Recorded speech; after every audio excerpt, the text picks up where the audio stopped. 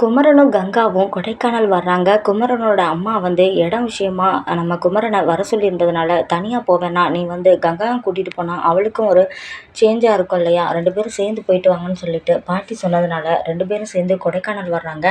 அப்போ வரும்போது ஏற்கனவே வீட்டில் விஜயும் காவிரியும் இருக்கிறத பார்க்குறாங்க. அப்போ விஜய் வந்து வீட்டோட வெளியே நின்றுட்டுருக்காரு.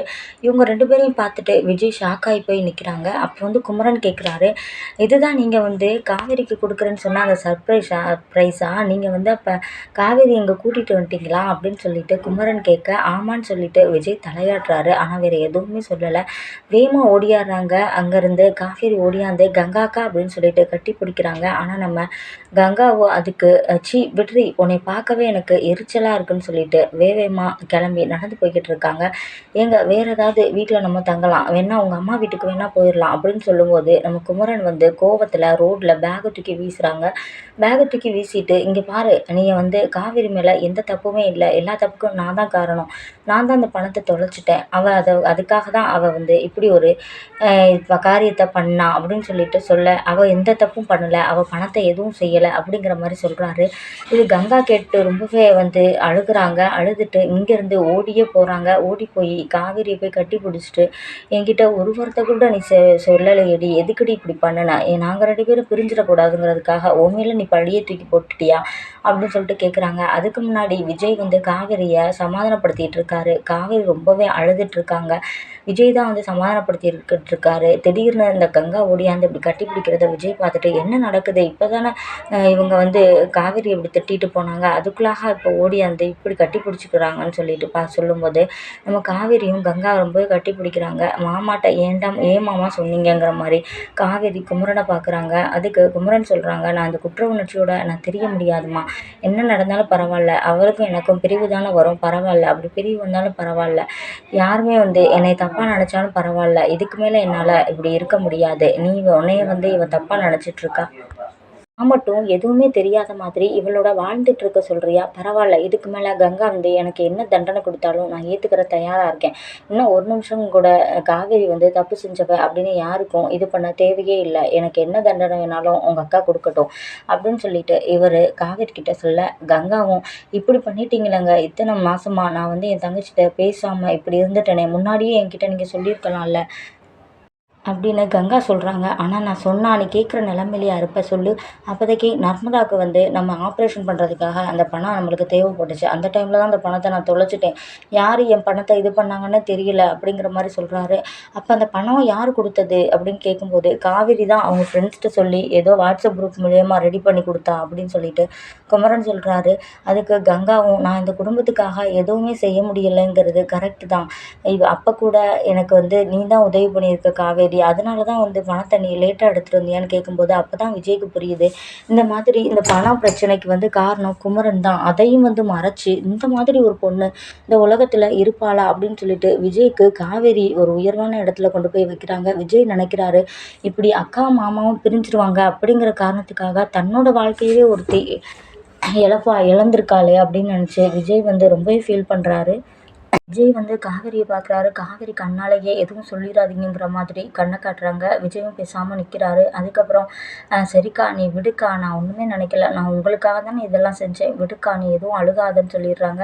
அதுக்கப்புறம் கங்காவும் ரிலாக்ஸ் ஆகுறாங்க. சரி நான் உனக்கு ஏதாவது கொண்டுட்டு வரேன், நான் இன்றைக்கி சமைச்சேன் தெரியுமா, இன்றைக்கி சிக்கன் கிரேவி யார் வச்சான்னு தெரியுமா, விஜய் தான் வச்சாருன்னு சொல்லிட்டு, நீங்கள் உட்காருங்க நான் சாப்பாடு கொண்டு வரேன்னு சொல்லிட்டு போயிடுறாங்க. அதுக்கப்புறம் விஜய் வந்து காவேரி பின்னாடியே கிச்சனுக்கு போகிறாங்க. காவேரிட்ட கேட்குறாங்க, விஜய் எப்படி இப்படி இருக்க நீ அப்படின்னு கேட்குறாங்க. என்ன எப்படி இருக்க, இப்போ எனக்கு ரொம்ப சந்தோஷமாக இருக்குது தெரியுமா, எங்கள் அக்கா இனிமேல் என்கிட்ட பேசுவாள்ல அப்படின்னு சொல்லும்போது, நீ உன்னை பற்றியே நீ யோசிக்க மாட்டியா அப்படின்னு சொல்லிட்டு விஜய் கேட்குறாரு.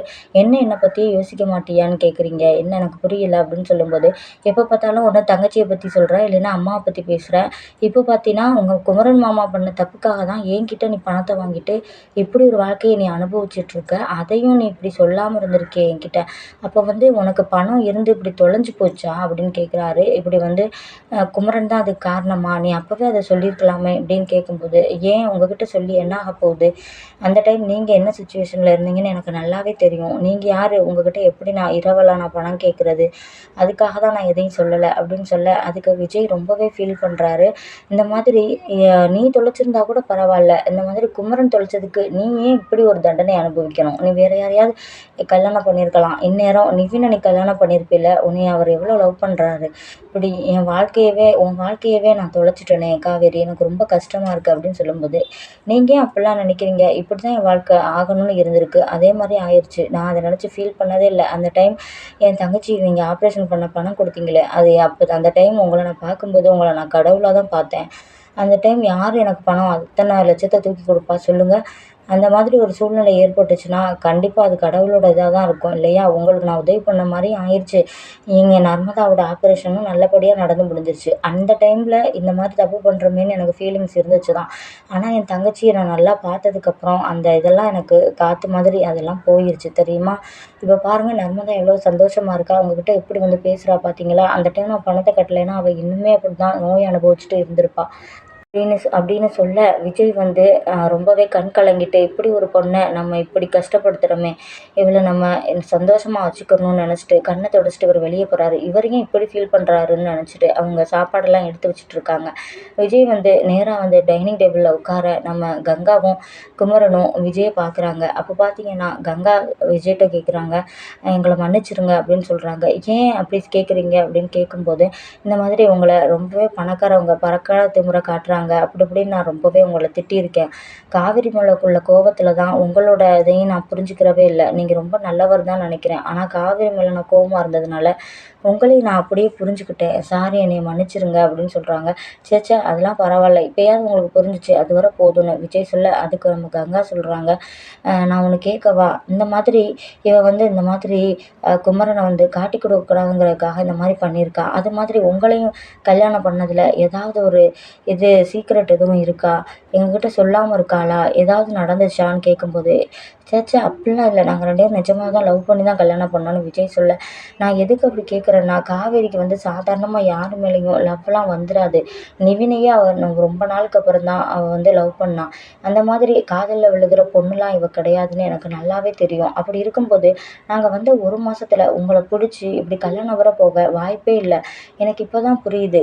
இப்படி என்னோட வீட்டுக்காரவங்கள காப்பாற்றின மாதிரி வேறு ஏதாவது பிரச்சனையில் அவள் மாட்டிகிட்டு இருக்காளா? ப்ளீஸ் என்கிட்ட சொல்லுங்கன்னு சொல்லிட்டு சொல்கிறாங்க. விஜய் சொல்லவும் முடியாமல் மெல்லவும் முடியாமல் இருந்துகிட்ருக்காங்க. அந்த டைம் பார்த்தீங்கன்னா குமரன், இப்போ எதுக்கு அவர்கிட்ட இதெல்லாம் கேட்டுட்ருக்க? கங்கா சும்மா இருக்க மாட்டியா அப்படின்னு குமரன் சொல்ல, விஜய்க்கு என்ன குறைச்ச? நம்ம காவிரியை நல்லாவே பார்த்துக்கறாரு. அவர் எப்படி வேணாலும் கல்யாணம் பண்ணட்டும். இப்போதைக்கு அவர் நல்லா தானே பார்த்துக்கறாரு. நீ பார்த்துட்டு தானே இருக்க அப்படின்னு சொல்லும்போது, கங்கா சொல்கிறாங்க, இல்லைங்க அவங்களுக்கு புரியாது காவிரியை பற்றி. நம்ம குடும்பத்துக்காக என்ன வேணாலும் அவள் செய்வா. அந்த மாதிரி வேறு ஏதாவது அவள் மாட்டிகிட்டு இருக்காளான்னு கரெக்டாக கண்டுபிடிச்சிடுறாங்க. விஜய் வந்து கண்ணை உருட்டிட்டு இருக்க, கங்கா திரும்ப சொல்கிறாங்க, நான் உங்களை கையெடுத்து கும்பிட்டு கேட்குறேன். அவள் எந்த மாதிரி பிரச்சனையில் இருந்தாலும் சரி, அவளை வந்து நீங்கள் தான் பார்த்துக்கறணும். இனிமேல் வந்து அவள் உங்கள் பொறுப்பு தான். அவளை எந்த நேரத்துலையும் நீங்கள் கைவிட்டுறக்கூடாது. அவள் இனிமேல் எங்ககிட்ட எதையுமே சொல்ல மாட்டா. அவள் எப்படி டைப்னா எங்களுக்காக என்ன வேணாலும் செய்வா. உயிரை கூட கொடுப்பா. அந்த மாதிரி ஏதாவது பிரச்சனையில் அவள் இருந்தால் அந்த பிரச்சனையை நீங்கள் தான் சால்வ் பண்ணணும் விஜய். என்னைய வந்து நீங்கள் தப்பாக எடுத்துக்காதீங்கன்னு கையெடுத்து கும்பிடுறாங்க. அதுக்கு விஜயும், ஏன் இப்படி கையெல்லாம் எடுத்து கும்பிடுறீங்க? எனக்கு ஒரு மாதிரியாக இருக்குது. இப்படி கையெல்லாம் எடுத்து கும்பிட்டாதீங்க. நான் உங்கள விட சின்ன வயசு தான் அப்படின்னு விஜய் சொல்கிறாரு. இது என்னோட கடமை. நான் கண்டிப்பாக காவேரியை நல்லாவே பார்த்துக்கிருவேன். நீங்கள் கவலைப்படாதீங்க. அவள் எந்த பிரச்சனையும் இல்லை. அவள் சந்தோஷமாக தான் இருக்கா. நான் அவளை நல்லா பார்த்துக்கிருவேன்னு விஜய் வாக்கு கொடுக்குறாரு. அதோட கங்கா வந்து ரொம்பவே சந்தோஷமா சரின்னு சொல்லிட்டு கண்ணெல்லாம் தொடச்சிட்டு இருக்காங்க. அப்போ காவேரி வர்றாங்க சாப்பாடெல்லாம் எடுத்துட்டு, "அக்கா இன்னும்மா நீ அழுதுட்ருக்க? இங்கே பாருங்களேன்" அப்படின்னு சொல்லிட்டு அவங்க எல்லாருக்கும் பரிமாறுறாங்க. விஜயும் கங்காவும் மாறி மாறி பார்த்துக்கறாங்க. சந்தோஷமா எல்லாரும் சாப்பிட ஆரம்பிக்கிறாங்க. கங்கா வந்து காவேரிக்கு ஊட்டிலாம் விடுறாங்க. "நீ உட்காரு ஃபர்ஸ்ட்டு" அப்படின்னு சொல்லிட்டு ஊட்டி விடுறாங்க. "எவ்வளோ நாள் ஆச்சுக்கா இப்படி எனக்கு நீ ஊட்டி விட்டு" அப்படின்னு சொல்லும்போது விஜய் வந்து எல்லாத்தையும் பார்க்குறாரு. எப்படி அடிச்சிட்டு கிடந்தாங்க, ஆனால் இப்படி இப்படி இருக்காங்களேன்னு சொல்லும்போது குமரன் விஜயை பார்த்துட்டு, 2 பேரும் இப்படி இருக்காங்களேன்னு ஆச்சரியப்படுறீங்களா? உண்மையிலுமே கங்காவும் காவேரியும் இந்த மாதிரி தான் இருந்தாங்க. இந்த மாதிரி உங்களுக்கும் அவளுக்கும் கல்யாணம் ஆனதுக்கப்புறம் தான் இவ வந்து இப்படி மாறிட்டா. இப்போ தான் எனக்கே சந்தோஷமா இருக்கு. இப்படி கங்கா வந்து காவேரி ஏத்துக்கிறவான்னு தெரிஞ்சிருந்துச்சுன்னா முன்னாடியே நான் எல்லாத்தையுமே சொல்லியிருப்பேன். என்னைய மன்னிச்சிரு காவேரி அப்படின்னு சொல்லிட்டு காவேரிட்ட மன்னிப்பு கேட்குறாங்க. மாமா என்ன மாமா அப்படின்னு சொல்லிட்டு சொல்கிறாங்க. விஜய்க்கு வந்து இந்த குடும்பத்தை பார்த்து ரொம்பவே பொறாமையும் படுறாரு. இப்படிலாம் நம்ம இல்லையே, நம்ம இந்த குடும்பத்தில் ஒரு ஆளாக எப்போ ஆக போகிறோம், இந்த மாதிரி நம்ம நடிச்சிட்ருக்கோமே, எப்போ நம்ம வந்து நம்மளுக்கே ஆசையாக இருக்கே இந்த குடும்பத்தில் ஒரு ஆள் ஆகணும்னு, சீக்கிரமே காவேரிட்ட நம்ம காதலை சொல்லி சீக்கிரமே நம்ம காவேரியோட சேரணும்னு விஜய் மனசுக்குள்ளே நினைக்கிறாரு.